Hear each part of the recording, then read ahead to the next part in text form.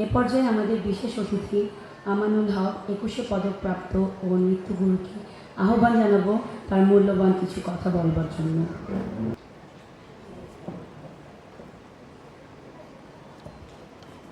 ধন্যবাদ। শুভ সন্ধ্যা। নৃত্যাঙ্গন আয়োজিত আন্তর্জাতিক নৃত্য দিবস উপলক্ষে আজকের এই অনুষ্ঠানে শ্রদ্ধেয় সভাপতি, মাননীয় প্রধান অতিথি, মঞ্চে উপবিষ্ট আলোচকবৃন্দ, সামনে উপবিষ্ট বিশেষ অতিথি এবং অভিভাবকবৃন্দ এবং উপস্থিত নৃত্যশিল্পী, সবাইকে আন্তরিক ধন্যবাদ। আর বিশেষ করে আজকে যে সম্মাননা যারা পেয়েছেন তাদের আন্তরিক অভিনন্দন জানাচ্ছি। আর বিশেষ করে আমি আরও ধন্যবাদ জানাচ্ছি এই নৃত্যাঙ্গনের যে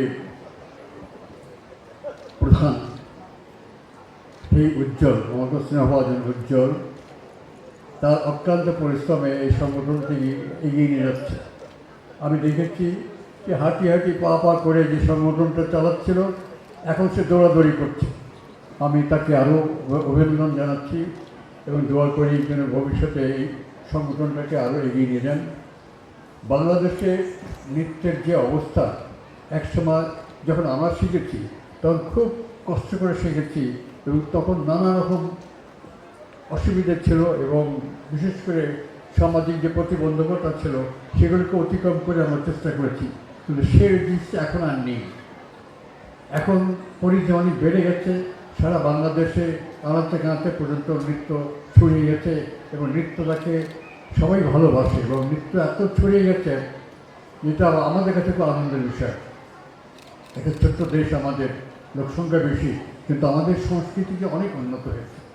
তো উজ্জ্বলকে আমি এটা আবার অনুরোধ করবো তার সংগঠনটাকে টিকিয়ে রাখার জন্য এবং আমাদের তরফ থেকে যতটুকু সাহায্য সহযোগিতা আমরা চেষ্টা করব এবং তাকেও আরও সজাগ থাকতে হবে চারদিক থেকে।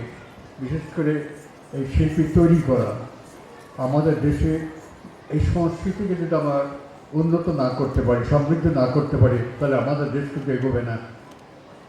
নানান দিক দিয়ে দেশ এগোয়, কিন্তু সংস্কৃতি, যে দেশের সংস্কৃতি যত সমৃদ্ধ সে দেশ কিন্তু তত উন্নত।